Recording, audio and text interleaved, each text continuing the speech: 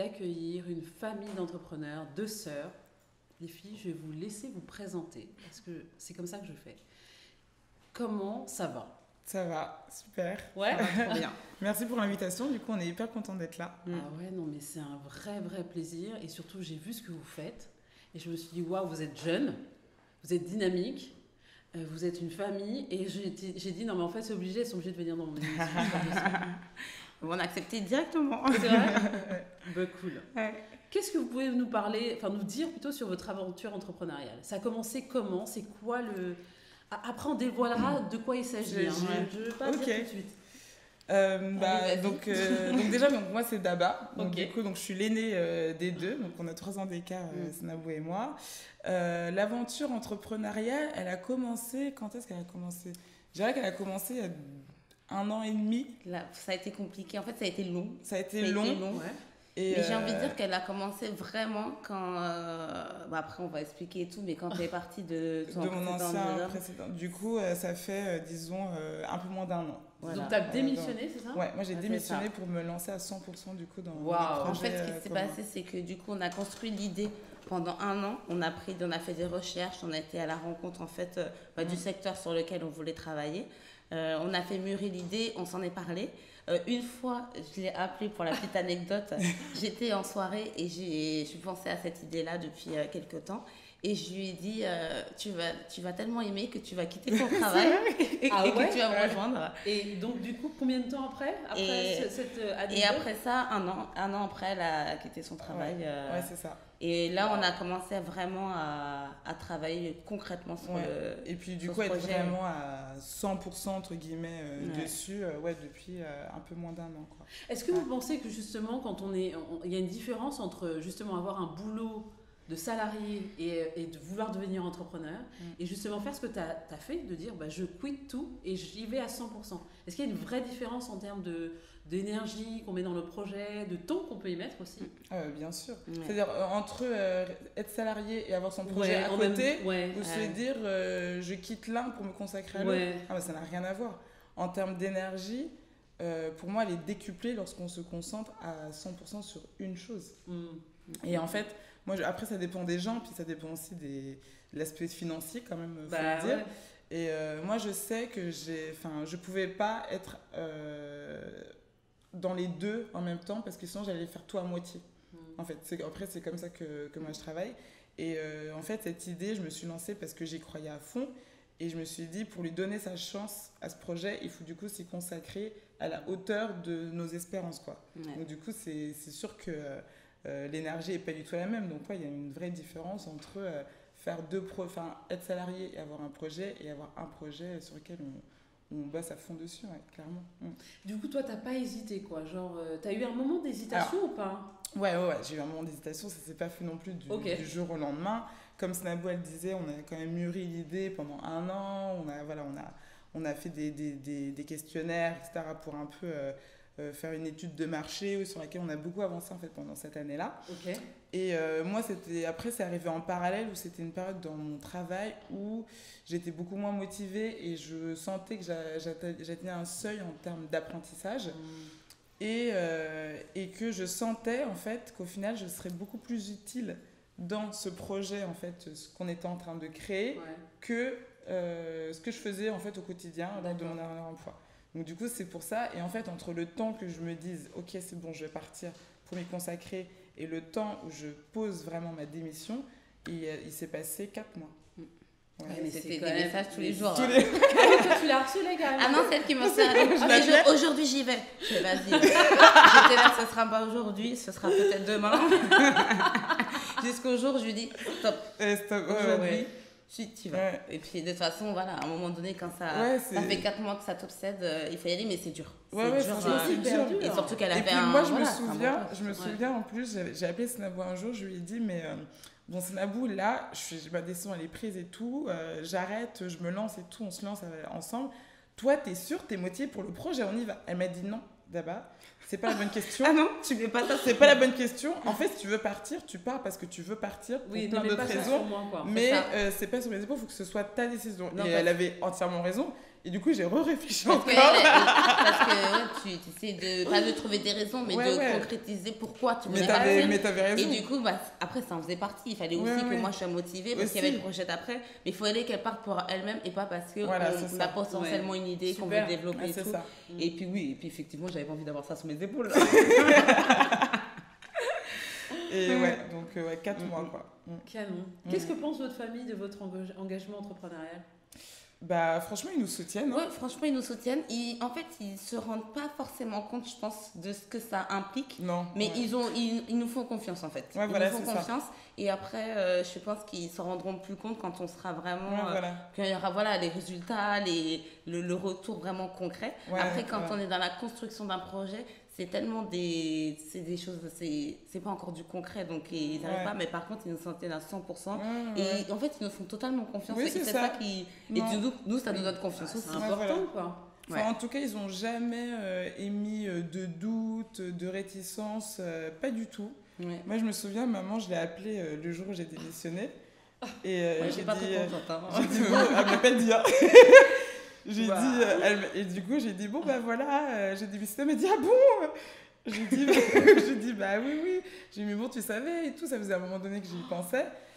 Et j'ai dit, après j'ai expliqué, j'ai dit non mais voilà maman j'ai réfléchi, je fais ça pour telle raison, avec Snabou on est motivés, on va faire ça et tout. Elle m'a dit bon j'ai peur mais voilà je sais que tu es intelligente donc si tu as pris cette décision c'est que c'est la bonne donc je te fais confiance. C'est ça. Et depuis en fait ils sont vraiment sur cette lancée là quoi. Ouais. Et puis surtout que voilà, c'est la première à commenter nos posts, donc c'est notre première fan. C'est bien pour les débuts. Voilà. Non mais c'est important d'avoir un entourage qui nous soutienne. Et vos potes, vos amis, ils comprennent ou pas ? Ah ouais, ils sont à fond derrière nous aussi. Bah, après, c'est vrai que moi ça a été plus rapide parce que moi j'ai pas eu l'expérience professionnelle, donc j'ai travaillé 6 mois après mon diplôme. Okay. Et en fait, direct après, je me suis dit c'est pas pour moi en fait. Donc c'est vrai que mes potes ils étaient plus t'es sûr que tu veux pas quand même un peu tester l'expérience professionnelle, le monde de l'entrepreneuriat, le monde de salariat et moi j'étais non. En fait c'était assez clair que non. C'est non depuis longtemps mais tu t'es dit je vais quand même aller. En fait j'ai testé, en fait j'étais bien dans mes études, dans mon concours de mes études, j'étais bien et puis je me suis dit bon je vais travailler de manière normale et une fois que j'y étais je me suis dit c'est pas pour moi et je suis pas bien, enfin je sais que c'est pas pour moi en fait. Okay. Donc dès que je suis partie je me suis dit je me mets à mon compte et après j'ai aussi eu l'idée, donc je me suis dit bon bah en fait autant aller directement vers l'entrepreneuriat, donc j'ai fait un peu des deux. Et donc du coup ils étaient choqués que je ne veuille pas continuer un petit peu plus ce salariat pour avoir plus d'expérience dans la vie. Puis de bagages un peu solides. C'est ça. Et je pensais que j'étais un peu rapide, mais voilà, moi j'étais... Mais bon, ils m'ont quand même soutenu. Quand même, Non, ils sont à fond. Ils sont à fond derrière nous, On a de la chance, je pense. Donc du coup, des amis entrepreneurs aussi autour de vous ou pas du tout? Pas trop. Moi non. Quelques-uns, mais la majorité, moi, de mes amis sont dans le salariat. J'en ai quelques-uns qui sont dans cette période où ils se posent un petit peu des questions et voilà, ils voudraient montrer des projets. Mais majoritairement, ils sont salariés. Quand même. Qui sont les personnes qui vous inspirent dans ce que vous faites au quotidien ? Ça peut être des personnes connues ou des personnes de votre entourage, vraiment qui vous motivent, vous vous levez le matin et vous vous dites non mais si elle ou lui il a fait ça, je peux pas rester là dans mon lit et dire j'en peux plus. C'est quoi votre drive du matin ? En fait, moi j'ai pas forcément une ou deux personnes en fait qui m'inspirent. Mais c'est plus, en fait, je vais plus prendre des shots d'inspiration de podcasts que j'écoute. C'est plus, moi, j'écoute vachement de podcasts. Et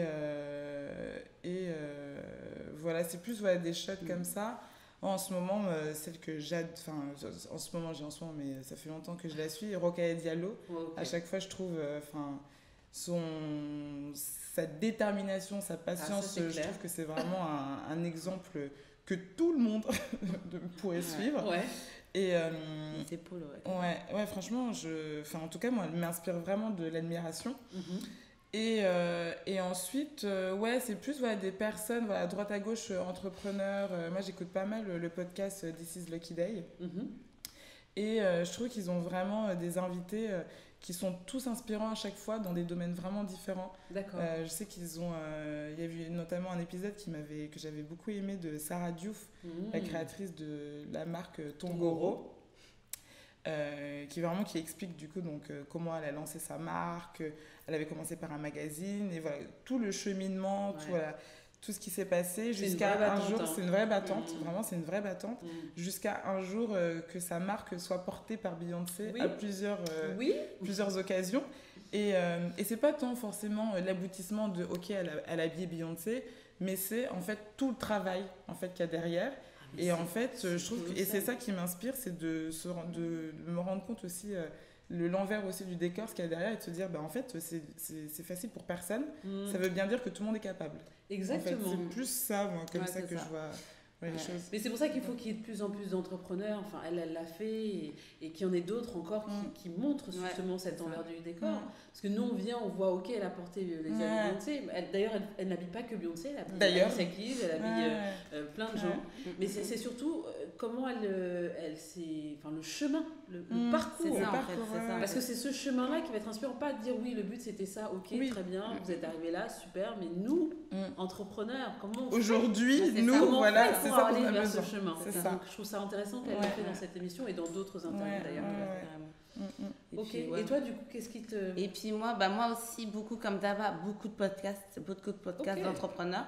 Et après de manière terre à terre, franchement, moi, les influenceurs, souvent on dit oui, on voit que le beau côté et tout, mais le fait qu'en fait ce soit des personnes lambda, entre guillemets, qui ont un parcours qui peut être similaire au mien, qui ont mon âge, ou des choses comme ça, et ça m'inspire de me dire, c'est des gens comme moi, ou d'autres personnalités qui arrivent à un certain niveau de reconnaissance, de notoriété, et qui apportent quelque chose vraiment sur les réseaux, les choses comme ça, enfin qui arrivent à s'accomplir par eux-mêmes. Bien sûr. Et ça c'est, parfois quand j'ai la flemme et je regarde sur Instagram, je me dis, elle n'est pas restée dans son lit là, elle n'est pas dans son lit là en ce moment là. Elle travaille, et surtout que voilà, comme j'ai dit, moi ça fait maintenant 1 an et demi que je suis à mon compte.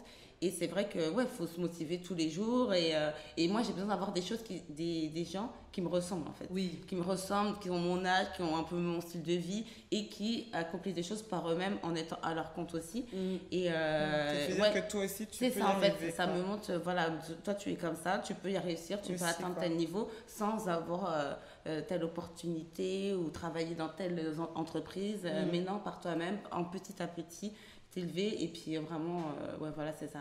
Et puis après après on connaît les Beyoncé, j'ai fait mon sport sur son dernier show à Coachella là, et ça j'ai resté pendant 1 heure, je faisais du sport pendant 1 heure. Mais c'est vrai, hein, c'est vrai, parce que toi ça te permet d'aller au bout du truc, c'est le but. Elle a fait le job. Elle a fait le job. Là on dit Beyoncé, moi je dis toujours ça parce que j'ai des sœurs qui sont absolument inconditionnellement fans, et donc j'ai charrie avec toute la journée, mais elle a fait le job, point. C'est ça, elle a fait le job. Elle continue à le faire. Elle continue à le faire. Et là, le coach là, elle était, elle avait eu ses enfants, elle était out of shape.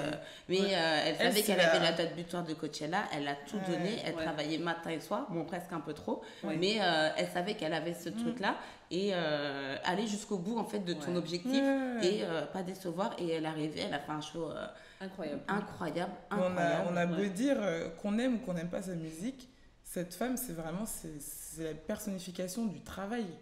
C'est ça. C'est vraiment, c'est l'incarnation du travail. Depuis qu'elle est petite, Donc du coup, c'est une icône et une inspiration pour tout le monde, mais ça marche. Exactement. Super. Et alors du coup, quels sont les... alors, on va quand même parler de votre business. Qu'est-ce que vous proposez aujourd'hui ? On dit quelle est la proposition de valeur en mode start-upper. C'est quoi votre proposition de valeur ? Du coup, en fait, nous, donc Snaboy et moi, on a les cheveux crépus. Donc en fait, on s'adresse du coup à ce marché de la coiffure. Nous, pendant des années, on s'est fait tirer les cheveux dans certains salons de coiffure. Je pense que certaines sauront de quoi nous parlons. Voilà. Et en fait, à un moment donné, on s'est dit, mais c'est pas possible en fait à chaque fois d'avoir des mauvaises expériences comme ça, et d'avoir vraiment peur avant d'aller se faire coiffer. Et en fait, on s'est rendu compte qu'il y a certains salons qui étaient pas très bien, et que à l'inverse, on avait d'autres qui étaient très très très bien.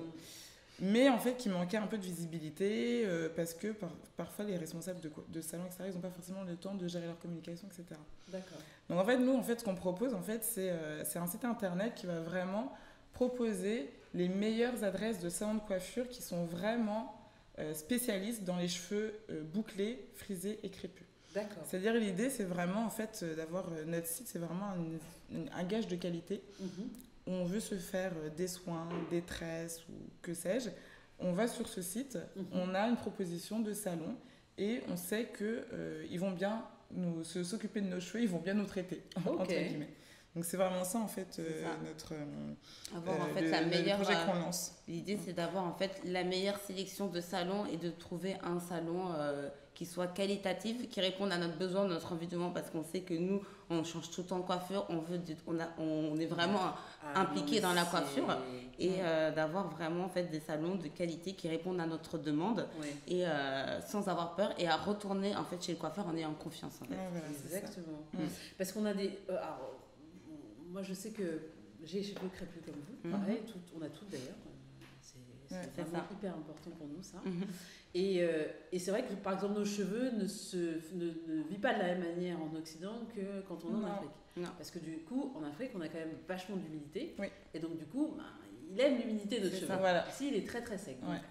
Et en plus de ça, donc ça, c'est le premier truc. Et en plus de ça, moi, je me suis retrouvée à aller dans les salons sur d'autres versions de moi-même. Mais c'était quand j'ai compris comment le cheveu devait se traiter et que je voyais Elena arriver directement et je disais en fait vous pouvez pas faire ça. Exactement. Il faut mouiller mon cheveu d'abord. Voilà. Il faut recommencer le démêlage par la pointe. Et truc et c'est il y a toute une et non c'est pas moi ça fait des années que je fais ça je dis ok et en fait là sur mes cheveux vous n'allez pas faire ça. Là maintenant. Donc vous mouillez et puis vous faites ce que je vous dis. Voilà. Et puis en plus au-delà de ça, certains salons n'ont pas les bons gestes. C'est quand on leur dit non, ils disent oui. Ouais. Et du coup, déjà, donc nous, on veut aussi avoir des salons où on y va, on passe un bon moment et qui répondent à nos besoins, c'est-à-dire qu'on peut avoir la discussion, qui nous écoutent et qu'on n'ait pas peur en fait de dire non, je préfère que ça se fasse comme ça, que les tresses ne soient pas trop serrées, sans avoir peur de la coiffe. Vous en faites mal. C'est ça. Mais en fait, tu t'as mal, on te tire encore plus. C'est ça. Pourquoi ? Et en fait, mais là, tu mets le doigt sur l'autre sujet en fait important, c'est la question de la formation. Parce qu'en fait, la plupart le cheveu crépus, le cheveu texturé, en fait, il n'est pas enseigné dans le diplôme français de la coiffure, le CAP. Donc c'est pour ça, en fait, que ça c'est problématique. C'est problématique, en fait, déjà institutionnellement. Donc en fait, c'est pour ça qu'il y a autant de différences de qualité parmi les salons. Et en fait, il y a les salons qui ont plus de mal parce qu'honnêtement, ils n'ont pas été formés, ils ont des gestes qu'ils ont l'habitude de faire depuis très longtemps. Et de l'autre côté, il y a des coiffeurs qui sont vraiment des passionnés et qui ont été au-delà de leur CAP et qui se sont formés par eux-mêmes, souvent en voyageant à l'étranger, en faisant des formations supplémentaires, en fait, donc souvent à leur charge, vraiment parce qu'ils sont passionnés, et qui ont ouvert ensuite des salons et qui, eux, ont cette véritable expertise-là. Sauf que c'est compliqué, en fait, de les trouver. C'est compliqué de les connaître. Et on n'a pas forcément envie de tester parce qu'on a déjà été échaudés par ce qui nous est arrivé avant. Et donc, en fait, nous, notre sélection, c'est aussi comme ça qu'on l'a faite. C'est en essayant de trouver des passionnés, des experts capillaires qui ont développé cette compétence-là qui, aujourd'hui, n'est pas proposée, en fait, dans le diplôme français, quoi. Mais du coup, comment vous faites ? Vous les trouvez comment ? C'est quoi votre... Sans nous révéler tous vos secrets. Oui, bien sûr. C'est quoi le game ? Déjà, le game, c'est un long tableau, déjà une page favori. Dans cette page favori-là, donc il y a des comptes Facebook de salon, il y a des comptes Instagram, il y a le dernier salon, la liste de chez elle qui remonte depuis 5 ans. Il y a plein d'adresses comme ça qu'on a trouvées un peu partout, qu'on a été voir, qu'on a été testé, qu'on a été demandé. Vous allez voir chaque salon ? On va aller voir chaque salon pour voir déjà nous, pour avoir un premier contact avec eux, une première vision à quoi ça ressemble, est-ce que ça répond à nos critères.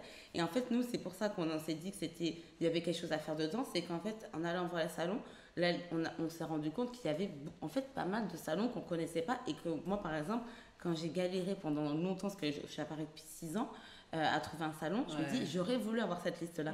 Parce qu'il y a plein de fois, je suis sortie de chez moi, j'ai regardé vite fait, on regarde vite fait, ou bien on va à Château-d'Eau, on va à Château-Rouge. Il y a des bons salons à Château-Rouge. Mais le problème, c'est qu'il y en a tellement qu'on ne sait pas où est-ce qu'ils sont, en fait. On sait pas. Donc moi, je rentrais, on ne sait clairement pas. Moi, je rentrais dans les salons presque au hasard, et à chaque fois, j'avais peut-être une chance que ça se passe bien, mais bon, c'était compliqué. Mais c'est vrai qu'il en existe, et donc on va les chercher un peu partout. En fait, c'est un long travail de fourmi. Et ça fait... cette liste-là qu'on a, ça fait plus d'1 an qu'on l'a construit. Qu'on l'a construit. Et vraiment, voilà. Et puis en plus, on regarde aussi les avis, parce que ce sont des salons qui existent déjà. Donc du coup, c'est déjà une bonne façon un peu de prendre le pouls, hein, quand même. Et puis comme dit Snabou, on les visite, on les teste. Et rien qu'en discutant avec les gérants et les coiffeurs ou coiffeuses qui travaillent, déjà rien que le discours est déjà assez révélateur en fait de comment de la vision eux qu'ils ont du cheveu texturé. En fait, rien que ça. Enfin, moi je sais que je leur pose une question qui est très simple à chaque fois, c'est comment vous démêlez les cheveux. Et donc il y en a qui me disent on démêle. Bon, là je me dis ça va être compliqué. Ça va être compliqué. Et il y en a qui me répondent pour démêler. On prend du temps parce que c'est vrai que le cheveu est un peu sec, ça peut susciter de la casse. Donc enfin, voilà, donc il y a un vrai discours, etc. derrière qui montre déjà une expertise, une connaissance. L'expertise. Et ensuite, on les teste. On les teste tous. Donc, on n'a pas... donc, Snabou et moi, on les teste. Et puis, là, on vient de lancer aussi un programme d'ambassadrices où on a donc plein de femmes. Donc, pour l'instant, c'est à Paris, en Ile-de-France. Donc, qui ont les cheveux vraiment de tout type, tant qu'ils sont texturés. Soit bouclés, soit frisés, soit crépus, qui aussi testent du coup les différents salons pour vraiment avoir des avis vraiment objectifs. Des retours, oui, de toute façon, les testimonials, il n'y a pas mieux que ceux des autres. Hein. C'est sûr, c'est sûr. Et puis en fait, la difficulté aussi, c'est que c'est pas un bon salon, c'est un bon coiffeur. Parce qu'on peut trouver un bon salon avec 3 coiffeurs et 3 coiffeuses différentes. Ils n'auront pas forcément les mêmes spécialités. C'est ça. Et ils n'auront pas forcément la même façon d'appréhender les différents types de cheveux. Donc c'est pour ça que pour nous, c'est important de tester pour vraiment aller au-delà de la simple discussion avec le... C'est ça. Et alors du coup, donc moi par exemple, je suis utilisatrice de votre site. D'accord. Je vais dessus. Qu'est-ce qu'on me propose ? C'est quoi l'histoire ? Enfin, qu'est-ce que vous me proposez c'est quoi le en parcours fait ? C'est quoi le parcours utilisateur ? C'est ça. Donc dans l'idée, en fait, on arrive sur le site. Voilà, on met le type de cheveux qu'on a, donc frisé, crépus, bouclé. On recherche en même temps aussi le type de coiffure ou le soin qu'on recherche à faire. Et là, on met la recherche, on lance la recherche. Et là, on a déjà une proposition de salon qui arrive, qui nous sont proposés. Et après, on peut... on a un profil pour les salons.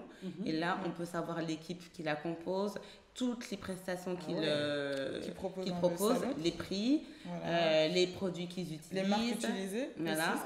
Les avis, après tout ce qui est les informations, coordonnées. Le numéro de téléphone, dans un premier temps, on va laisser la réservation se faire entre le salon. Et ensuite, vous pouvez directement prendre rendez-vous avec le salon en question. Voilà, c'est ça. Voilà. Ok, d'accord. Voilà. Et alors, du coup, le salon, lui, il vous paye quelque chose pour être référencé aujourd'hui ou pas du tout ? Alors là, du coup, nous, on est vraiment au tout début du lancement. Donc, c'est un abonnement qui est payant. Et là, donc, pour le lancement, on a une offre, du coup, qui est une offre de lancement, en fait, de test qui est gratuite. Ok, super. Ce qui est complètement cohérent pour que les gens puissent effectivement emmagasiner un maximum de feedback et de retour. Voilà. Et puis de l'autre côté, vous ayez aussi un flux de gens qui viennent consulter votre site. En fait, on est vraiment dans la première phase en fait de Joca. Là, c'est l'idée brute qu'on développe là ainsi pour vraiment arriver à un produit déjà fini. Et après, on veut vraiment le développer on va vraiment élargir en fait le service Joca avec on va développer un e-shop de vente de produits. Il y a plein de choses à faire. On va développer mais il y a tout à faire. Mais c'est ça notre problème, c'est qu'on a plein d'idées. Oui, c'est ça. Après, c'est vrai que si vous voulez, ce type de business là, en tout cas, c'est infini. Il faut juste avoir la passion et y croire. Exactement. Et après, le reste, vous ferez tous les produits que vous voudrez. Exactement. C'est ça en fait. Merci de nous redonner de la force. On est ces familles d'entrepreneurs, donc il faut carrément. Donc du coup, pourquoi Joca ? Pourquoi ça s'appelle comme ça ? C'est la contraction de notre nom de famille. C'est le début, les 2 premières syllabes. Nous, notre nom de famille, c'est Diokane. Donc c'est Dioka. Parce que c'est vraiment le projet, c'est vraiment ce projet familial, cette aventure entrepreneuriale de sœurs aux cheveux crépus qui lance ça. Donc ça nous paraissait vraiment une évidence, quoi. Et puis l'idée, c'est notre histoire en fait. Voilà, nos cheveux, nos galères capillaires, c'est notre histoire. Et en même temps, le jour où j'ai eu l'idée, enfin parce que j'ai eu la première idée. C'était elle, c'est grâce à Adaba parce qu'elle m'appelle, elle me dit là j'ai un souci, il faut que tu n'as pas un salon qui pose une perruque là maintenant dans l'heure et tout et je ne savais pas et du coup j'ai dit c'est fou quoi, pourquoi on n'a pas cette application tac tac tac en 2-3 clics on trouve un bon salon parce qu'elle il fallait pas un salon qui pose des perruques, il fallait un bon salon et c'est ça c'est juste ça c'est facile en fait, un métro vous y allez c'est ça on connaît la station on connaît tous et du coup il faut les ça t'a conforté c'est ça et du coup c'est vraiment une histoire de sœur en fait. Ok, super. Et du coup comment c'est de travailler en famille entre sœurs, c'est quoi franchement c'est rassurant, enfin moi en tout cas ça me rassure et en même temps c'est pas si facile que ça, je dirais. Il y a ça a double tranchant. C'est rassurant parce que du coup, toutes les disputes, il y a forcément une finalité positive parce qu'on ne peut pas se déchirer. Voilà, on est sœurs, donc quoi qu'il en soit, des disputes, on en a eu toute notre vie et on sait comment y faire face. Par contre, il faut apprendre à dissocier, à garder, parce que nous, on est fusionnels depuis qu'on est, jeunes. Parce que le truc, c'est que nous, c'est pas seulement qu'on est sœurs, c'est qu'on est sœurs et on est vraiment complices depuis longtemps. Ouais, c'est ça, on est presque meilleures amies et tout, donc il faut dissocier, associer et sœurs fusionnelles. Quand même de temps en temps. Donc, mais ça va, on y arrive. Non, franchement, on y arrive. Mais pour moi, franchement, le truc le plus difficile, en fait, c'est pas le truc le plus difficile, mais le truc qui m'a le plus surprise, c'est que Senabou, je pensais la connaître par cœur. Et en fait, je me suis rendu compte via le projet que j'ai découvert une nouvelle facette de sa personnalité, c'est-à-dire sa façon de travailler. Et aux surprises, je sais pas pourquoi, mais en fait, on n'a pas du tout la même façon de bosser quand même. C'est vrai. En fait, on peut travailler de la même manière, mais c'est la manière dans le développement, dans le travail sur la longueur, on va avoir une vision différente. En vrai, tant qu'on arrive à faire en sorte que ça soit complémentaire, c'est une vraie richesse. Mais c'est vrai que parfois, du coup, au début, on a eu un petit peu de mal quand même à s'accorder. Parce qu'en fait, Daba, elle est plus dans l'opérationnel et moi, je suis plus dans le perfectionniste. Donc, en fait, moi, je suis dans l'action. Du coup, en fait, je me dis, on y va, on verra plus tard. Et elle a plus tendance à réfléchir. Et en fait, il faut des deux. Donc, en fait, je pense que c'est nickel. Je pense qu'on a la bonne dynamique. Mais du coup, parfois, il faut trouver le bon équilibre quand même. Parce que parfois, je trouve qu'elle va trop lentement et elle trouve que je vais trop vite. Et je pense que c'est vrai. Ouais, c'est vrai. Mais vraiment, c'est complémentaire, ça nous aide. Mais c'est vrai que bon, parfois, ça pète. C'est normal. C'est normal. Quand vous arrivez à vous respecter et à vous dire bon bah voilà ça a pété, je suis désolée parce que là j'ai pas été truc, je suis désolée parce que machin, parce que en fait c'est une dynamique à deux, donc tout le monde est responsable. Tout le monde est responsable. C'est ok. Non, et en fait vous allez vous embrouiller comme ça. Non, mais c'est clair. Et puis ça nous a fait grandir là en quelques temps, ça nous a fait grandir parce que ça nous permet aussi d'écouter l'autre et toi et nous-mêmes se remettre en question et se dire ah bah là je fais 2 pas en arrière, je laisse passer ça, je lui fais confiance là-dessus, je dis que j'ai tort et du coup on diminue un peu notre ego pour justement créer l'ensemble bien et ça marche de mieux en mieux et franchement, je n'aurais pas rêvé meilleur partenaire. Merveilleux. Voilà. On a toutes eu un rapport avec nos cheveux assez distancié pendant des années parce que du coup on était là et on voulait se conformer aussi à un cadre occidental, il faut dire les choses comme elles sont. Et il y a eu une prise de conscience et de se dire bon bah voilà, quand on se met du défrisage sur les cheveux, en fait finalement c'est plus une souffrance qu'autre chose. Et puis c'est casser l'énergie du cheveu parce que en fait le cheveu après ne grandit plus jamais de la même manière. Exactement. Et ça c'est juste incroyable. Et puis casser l'héritage, casser toutes les valeurs que représentent les cheveux. Casser le lien, casser notre lien avec nos origines en fait, c'est ça. Mais ça, j'ai rencontré un salon il y a 2 semaines qui en parlait bien, c'était l'Institut Gillette Lewatt. D'accord. C'est un salon qui est dans le 15e, enfin il ne se considère pas comme salon, c'est vraiment un institut capillaire où vraiment ce qui est mis en avant c'est vraiment la naturalité du cheveu crépus. Et en fait il prodigue tout un tas de soins pour vraiment retrouver la nature profonde du cheveu crépus Et donc, il y a toute une phase de diagnostic. Moi, je me souviens, je suis arrivée au rendez-vous et j'ai patienté un petit peu parce que la personne n'était pas encore prête. Et il y avait justement une femme qui venait pour avoir un diagnostic. Le diagnostic a duré une demi-heure et vraiment, elle notait, donc point par point, tout ce qu'elle avait fait sur ses cheveux, tous les gestes, etc. Et en fait, elles ont vraiment développé ce savoir-faire. C'est vraiment de la naturopathie africaine, en fait. Et c'est hyper intéressant. Et en fait, voilà comment, du coup, se reconnecter à sa vraie nature via le cheveu, etc. Ils ont toute une approche qui est hyper intéressante. Bah là, tu vois, tu m'intéresses. Bah voilà. Bah nous, vous voyez, en fait, c'est exactement ça, en fait, qu'on veut faire découvrir avec notre site. Ce sont des gens comme ça, que certains connaissent, mais qui sont trop peu connus à notre goût. Au-delà d'aider les femmes à trouver des bons salons, on veut aussi mettre en valeur les talents de la coiffure afro, bien sûr, et qui savent ce qu'ils font et qui justement, et en plus on veut donner envie aux jeunes aussi qui veulent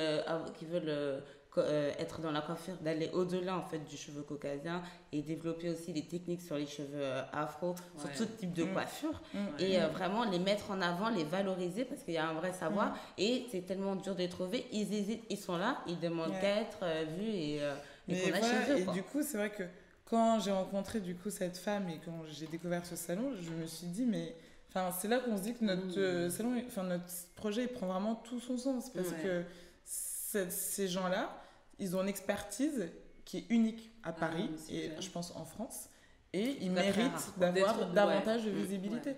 Et je pense que beaucoup aimeraient avoir des diagnostics et se connaître. Je te donnerai le nom après. Je me demande pas s'il n'y a pas une de mes sœurs qui a fait ce diagnostic là autour de nous, mais je crois, il me semble, parce qu'elle avait des problèmes de cheveux, parce qu'on a toutes mis beaucoup trop de produits, on a toutes fait des tissages fermés là, vous savez, le tissage fermé au milieu, on demandait que ce soit bien plat ici là, comme ça, là. On voulait que ce soit bien plat là pour pas que ça fasse ça enlever les cheveux au milieu là, ça enlève les cheveux, c'est horrible. Et sur les côtés c'est horrible. C'est clair. Bref, j'ai quelques questions à vous poser de notre jeu, le Bami Game. Ils ont créé ce jeu-là, c'est un genre de jeu de l'intimité qui s'inspire du jeu qui a été créé par School of Life. Et du coup, la première question que je voudrais vous poser, c'est vous voyez où dans 10 ans? On top of the world. Vas-y, tu commences. Non, mais dans 10 ans, franchement, que Jocast a pris vraiment un nouvel élan, qu'on puisse créer des événements autour de ça, que le site est vraiment développé, vraiment qu'on continue en fait dans ce secteur-là et qu'on ait vraiment atteint un autre niveau et qu'on nous vend des produits, vraiment développer. Mais ouais, nous, franchement, dans 10 ans, moi je nous vois, Senabou et moi, ayant des bureaux et étant à la tête d'au moins 50 personnes, et que Dioka soit vraiment la référence en termes de beauté noire. Franchement, c'est ça. You got it. Clairement. Tu n'aurais pas pu me le dire. C'est bon. Non, mais c'était marrant. Au moins 50 personnes. C'était toi la prudence et en même temps le concept. Et toi Non, mais en fait, ce sera 50 personnes. Oui, c'est ça. Tu peux me donner l'adresse des bureaux, s'il te plaît? Une adresse sur les Champs-Élysées, une adresse confidentielle. Bien sûr. Non, mais c'est très bien. La complémentarité est trop marrante. Super. Bon. Qu'est-ce que vous vous disiez quand vous étiez petite? Moi, je me disais que je voulais voyager. Ouais. Je me souviens, un des premiers métiers que je voulais faire, c'était hôtesse de l'air. Parce que je me disais, mais c'est génial, du coup, je voyagerai tout le temps. C'est ça que je me disais. Mais c'est vraiment vrai. Pour le coup, c'était ça que je voulais faire, c'est vraiment voyager. Bon, je suis pas devenue hôtesse de l'air, mais j'ai voyagé autrement. Donc, c'est ce que je me disais quand j'étais petite. Et puis moi, je me disais, franchement, je me prenais pas trop la tête. J'avais des rêves, mais je ne sais même pas les... Tu voulais être styliste à un moment donné. Après, voilà, c'est ça. Moi, c'est marrant parce que je me suis rendu compte que je voulais faire tous les métiers des arts appliqués. Donc, photographe, architecte d'intérieur, styliste. Et en fait, quand je suis arrivée du coup en mise à niveau, parce que j'ai fait une école d'art et une mise à niveau, les 3 métiers qu'on appréhende, c'est le stylisme, l'architecture d'intérieur et le troisième, j'ai oublié. Et la photographie, c'est une des matières, le graphisme, et finalement, je suis devenue graphiste. Donc, je suis passée par tous les stades depuis mes 5 ans jusqu'à arriver vraiment... La boucle était bouclée. Ouais, carrément, parce que maintenant, je suis directrice artistique, donc maintenant, je fais un peu de tout, donc c'est cool. Super. Ouais. Et alors, du coup, en parlant de voyage et de business, du coup, est-ce que Dioka, vous voyez l'entité évoluer même de manière mondiale? Parce que là, on a parlé de Paris, on a l'Île-de-France aujourd'hui. Donc, du coup, il y a la France aussi. C'est ça. Et puis, sorti de la France, il y a le reste du monde. L'Afrique. Est-ce que vous voyez partir dans un truc comme ça? Ouais, complètement. Mais je pense que, en fait, malheureusement, les besoins qu'on a identifiés pour nos clientes, en fait, ce sont des besoins qui ne sont pas uniquement en France, mais qui sont dans d'autres pays. Malheureusement, du coup. Oui, malheureusement, dans l'idée, heureusement pour nous, c'est une opportunité business pour nous, mais idéalement, on aurait aimé qu'il n'y ait pas autant de cramage de cheveux, voilà. Mais bon, c'est comme ça. Et donc oui, complètement, on a clairement une vision internationale. Après, pour l'instant, on ne l'a pas trop défini. Faut vraiment... pour l'instant, on développe notre projet-ci, mais par contre, on a vraiment une vision, et particulièrement en Afrique, développer Dioka Afrique. Ça, c'est vraiment un rêve total. Non, mais là, vous n'imaginez même pas le truc. C'est clair. En fait, il y a un besoin, ça c'est clair et net. Il y a un besoin fou. Mais je pense que moi, j'adorerais vraiment pouvoir aider et contribuer les femmes africaines à notre manière. Mais je pense que dans ce type d'expansion, il faut vraiment le faire bien. Parce que nous, on est d'origine sénégalaise, mais il n'empêche qu'on a grandi en France. D'accord. Qu'on a été élevé en France d'une façon, à mon avis, très occidentale. Bien sûr. Et je pense que, moi, j'ai pas envie de retourner au Sénégal avec les gros sabots en disant, voilà, nous, c'est ce qu'on a appris en France, et je pense qu'on a cette envie, on a cette volonté, mais en tout cas, on prendra le temps de bien faire les choses, de bien s'entourer de gens qui connaissent le marché là-bas. En fait, il faut juste être bien accompagné. Il faut être bien entouré. Mais pour vous dire pour vous dire vraiment là-dessus, sur le retour aux sources donc de son pays d'origine, d'apporter l'expertise que vous êtes venu apprendre en Occident, et puis d'ailleurs partout dans le monde, c'est pas que en Occident, et de retourner dans son pays d'origine pour pouvoir apporter cette expertise, c'est super bien. Je te le dis, moi je l'ai fait sur le Cameroun, et vraiment c'est très très bien perçu. Ne pense pas que les gens te voient arriver. Si tu as l'humilité, en tout cas, oui, c'est ça, faut et le faire que de tu sais façon d'où humble. tu viens, et que tu viens, surtout l'humilité, tu viens pas avec ton ego Bien posé sûr, là. C'est comme ça qu'il faut faire, parce que effectivement les choses ne vont pas se faire de la même manière en France qu'au Sénégal, ça c'est sûr. Tu te poses et tu écoutes. Tu écoutes ce qui se passe là, les gens qui vivent localement, et tu apportes la lumière que tu as prise aussi ailleurs. Chacun des lumières, chaque partie a des lumières à sa portée. Donc je pense vraiment pour le coup que vous feriez un truc incroyable. Merci. Non, vraiment. Tu vois, c'est... Bon, bref. Ça, c'est l'entrepreneuriat qui est là et qui vibre en moi. Et je dis waouh, c'est juste génial. Qu'est-ce que vous... Je reviens sur l'enfance, parce que nous, on a bien travaillé sur les souvenirs d'enfance, c'est ce qu'on était quand on était petit. Qu'est-ce que vous diriez à la version de vous-même il y a 20 ans? 20 ans. Alors, on prend votre âge, que je ne connais pas. C'est pas facile, 20 ans. Je dirais... Attends, du coup, ça fait qu'à cette version-là. Moi, je dirais ose. T'inquiète pas, ça va être cool. Ok. Ouais. N'aie pas peur. Ça va bien se passer. Fais, vas-y. Moi, je dirais ça va pas être facile, mais tout ce que tu vas vivre, ça va te servir pour la fin que tu seras après. Et du coup, c'est pour ça qu'aujourd'hui, comme tout le monde dit, je n'ai aucun regret.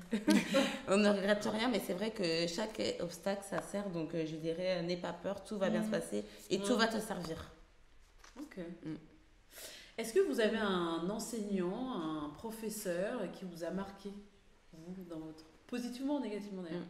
Parce que l'école fait partie quand même d'une grosse partie de notre vie. Et il y a des professeurs qui peuvent nous... Moi, il y a une fois, à une rentrée, la professeure ne m'a pas marquée, mais elle a dit quelque chose, ça a vraiment presque changé ma vie. Ah ouais? Et c'était ma prof de maths, je suis en 4e, et elle a dit, c'est vraiment débile. Elle a dit, si vous posez une question et vous pensez que c'est une question débile, n'hésitez pas à la poser parce que ça veut dire que d'autres se la posent. Et en fait, il y a plein d'autres choses dans ma vie après qui étaient corrélées avec cette phrase-là. C'est-à-dire que si je fais un truc, si je fais une erreur, si j'ai un problème, ça veut dire que d'autres personnes l'ont. Parce qu'en fait, je ne suis pas... je suis juste un être humain, en fait. Et que d'autres personnes vont se poser cette question-là, d'autres personnes vont faire cette erreur-là. Et ce n'est pas grave, en fait. Et je suis juste normale. Et en fait, c'est vrai que quand elle a dit ça, ça a résonné en moi. Et plein de fois, après, ça m'a aidé et tout. Donc plus se sentir ashamed de lever la main pour dire j'ai rien compris. J'ai rien compris, voilà, exactement. Concrètement, c'était ça en fait. Tu n'es pas, si tu penses que tu es la seule débile qui n'a rien compris, mais non, en fait, ça veut dire qu'il y en a plein d'autres parce qu'en fait, tu es juste humaine et tu as le droit de te reposer la question, tu as le droit de faire des erreurs, tu as le droit de mal comprendre et ça veut dire pas que tu es différente en fait, tu es comme les autres en fait. Et tu ne seras jamais seule dans ton questionnement, dans tes peurs, dans tes problématiques. Il y en aura d'autres comme toi. Donc elle a eu un vrai impact. Franchement, c'était quelque chose, mais je sais pas, ça a résonné. Et à chaque fois que j'étais confrontée à ces genres de problèmes, j'ai toujours pensé à cette phrase-là. Et après, ça m'a aidée vraiment. Elle serait hyper surprise que tu lui dises à quel point cette phrase-là. Ouais, c'est ça. Et j'aimerais bien me souvenir, tu l'as eu cette phrase aussi. Ah bon? C'était en 4e? C'était une prof de maths. En 4e? J'étais en 4e, moi. Écoute. Du coup, c'était au collège, je me sens pas. Et toi? J'essaie de réfléchir. Ça t'a marqué, c'est pas grave. Non, il y a personne qui m'a marqué. Mais je me souviens qu'il y avait un prof d'histoire. C'est parce que j'avais des meilleurs que toi, c'est tout. Oui, c'est clair, la première de la classe. Non, mais il y avait un prof, je me souviens, je m'étais fait engueuler. Mais je trouvais que c'était injuste. En fait, il avait mis Daba est une bonne élève et tout, mais elle a un comportement velléitaire et contestataire. Et moi, j'étais là, ça veut dire quoi velléitaire? Moi, c'est ce que je me suis c'est la question que j'allais te poser, ça veut dire quoi velléitaire en fait? Tu vois, je sais même plus, je crois que j'avais regardé, mais je sais même plus ce que ça veut dire. Mais en tout cas, je m'étais fait engueuler alors que j'avais une bonne moyenne, c'était en histoire géo. Et en fait, il m'a pourri mes vacances, en fait, ce prof. C'est un truc un peu d'autant. C'est que elle aime bien chercher la petite bête. Je crois, je suis pas sûre. Tiens. Un petit peu ça. C'est bizarre qu'il ait dit ça. Et en fait, c'est vrai qu'il a raison. C'est vrai que je suis un petit peu comme ça. Mais bon. Donc ça t'a vexé ce moment-là, mais peut-être parce que c'est. En fait, ça m'a vexé parce que les parents se sont vraiment fixés sur ça au lieu de se fixer sur les notes. Donc ça m'avait saoulé. De toute façon, nos parents ne se fixaient jamais sur ce qu'on disait sur les notes, ils se fixaient que sur les commentaires. C'est clair. J'ai oublié mon workbook. En plus, regardait en plus, t'avais la moyenne et il regardait la moyenne de la classe. Ah oui. Et donc, ça avait une bonne moyenne, mais qui était en dessous de la moyenne de la classe, c'était pas bien. Non, c'est ça. Ouais. Vous avez deux frères et sœurs, du coup, ou pas? Ouais, on a un petit frère. Ok. Et lui, du coup, il vit comment l'aventure entrepreneuriale de ses sœurs? Il est content, franchement, il nous soutient. Il a 22 ans là. Ok, d'accord. Et oui, il vit bien. Au début, il nous a poussé et tout. Non, franchement, il est à fond derrière nous. Après, lui, il est encore étudiant, donc voilà, il sait pas trop. Ça paraît un petit peu loin pour lui. Mais on va voir si ça l'intéresse et tout, pourquoi pas l'intégrer à l'équipe au fur et à mesure, carrément. Quand on voit votre équipe, ça nous donne des idées. Oui, c'est clair. Mais en fait, c'est ça qui s'est fait. Nous, je commençais avec ma mère. On était toutes les deux au départ. Puis ensuite, une autre de nos sœurs, deuxième sœur qui nous a rejoint. En sortant de chez L'Oréal, elle dit j'ai dit allez hop, parce que là, c'est compliqué. Hop, et ensuite une autre sœur, et puis Clémence, la dernière, qui a fini ses études, qui est en train de finir ses études. D'ailleurs, j'ai oublié qu'elle était à l'école tellement elle travaille avec nous depuis longtemps. C'est clair. C'est venu naturellement. Qu'il y avait un truc, elle était tout le temps là. Donc là, elle me dit oui, je fais mon mémoire de fin d'année. Ok, d'accord. Ah oui, c'est vrai. Donc, et puis ce qui est cool, c'est que chacune vit de sa passion. En fait. C'est magnifique. Franchement, c'est le rêve, ça. Ouais, c'est un rêve. Je le souhaite aussi. Merci beaucoup. C'est ce qu'on nous souhaite aussi. Qu'est-ce que vous voulez dire aux personnes qui vont vous écouter, qui vous auront écouté? Ce serait quoi le mot de la fin? Moi, franchement, le mot de la fin, ce serait franchement, si vous voulez faire un truc, faites. Franchement. Le truc, la principale chose que moi j'ai retenue depuis qu'on s'est vraiment lancé, l'important c'est de faire. Peu importe. Même si c'est mal fait, même si c'est bien fait, l'important c'est de faire. C'est ça. Et surtout, aujourd'hui, on a une génération avec tellement d'opportunités pour créer des choses nous-mêmes et pas en attendre d'une entreprise des autres. On peut vraiment s'élever nous-mêmes avec nos projets, nos idées. Et il faut vraiment pas avoir peur, il faut foncer. Parce qu'il y a tellement d'opportunités aujourd'hui, c'est une chance. Et même pour tout le monde, on disait, voilà, pour toutes les minorités, les femmes... on peut tout faire aujourd'hui avec beaucoup de confiance, de l'idée et voilà, de l'envie, et c'est parti, quoi. Et puis en plus, on ne sait pas une chose vers où elle va nous amener. en fait. Et c'est aussi la beauté de l'entrepreneuriat, je trouve, en fait, c'est de poser en fait les pierres les unes après les autres, sans pression, mais juste de les avancer. Et en fait, on ne sait pas en fait ce que ça va donner. Et en fait, à chaque fois, on a tout à gagner, beaucoup plus qu'à perdre. Donc, franchement, faites quoi. Allez-y, allez-y. Faut pas se poser de questions. Canon. Franchement, vous avez une super énergie. Je vous souhaite vraiment... Ouais, merci, vous avez une super énergie, c'est joyeux, c'est dynamique, c'est coloré, tu vois l'image de ta c'est clair. Et je vous souhaite beaucoup de réussite, beaucoup de... En fait, le chemin, c'est le chemin qui compte. C'est ça. C'est pas la destination finale. Et quand on sait ça, dans l'entrepreneuriat, ou même dans la vie, tu disais la vie tout à l'heure, eh bien, on passe des meilleurs moments. Voilà. C'est clair. Donc, et puis, nous, l'idée, c'est pas du tout de donner des leçons aux gens, quoi, parce qu'en plus, on est au tout début de notre projet. Mais c'est juste, on a ce truc, on a cette envie, cette motivation qui fait qu'en fait, on s'en fiche un peu de là où on est, quoi. Parce que, et puis, en fait, de toute façon, le résultat... Il est abstrait, il est loin et le chemin est dur. Donc autant le vivre bien et s'éclater dans ce qu'on fait parce que le chemin c'est très dur. Sinon on lâche. Sinon c'est pas la peine. On peut pas. Non. Et puis de toute façon on peut pas arriver au bout si on n'apprécie pas le chemin parce que ça se voit de toute façon dans les projets que quand le créateur il adore son projet, il est passionné, il le fait avec envie plus que par une envie d'argent, des choses comme ça. Ça se voit, ça se transmet, le projet est beau, le projet est concret, c'est complètement différent. Donc, il faut s'éclater, il faut y aller, et puis voilà. Génial. Bon, vous n'avez plus qu'un truc à faire. Rendez-vous sur diocap.fr, .paris.fr. On vous attend. .fr, parce que voilà, elles ont créé un truc incroyable. Et je pense que ça mérite le soutien de tout le monde. Merci les filles. Merci de nous avoir invités. C'était top. J'ai passé un super moment. Et puis plus il y a affinité. Carrément, avec plaisir. Avec grand plaisir.